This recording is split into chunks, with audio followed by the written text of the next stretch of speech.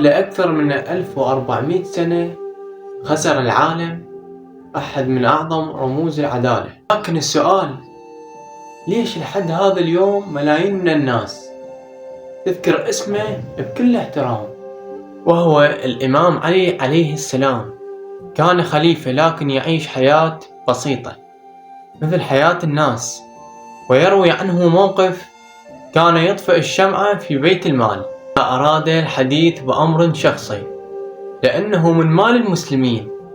وفي فجر 9 من شهر رمضان ضرب الإمام علي عليه السلام وهو يصلي في مسجد الكوفة، وبعد أيام استشهد متأثر بتلك الضربة.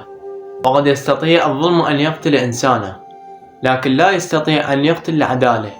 ولهذا السبب بقى اسم الإمام علي عليه السلام هو رمز للعدالة والشجاعة إلى يومنا هذا.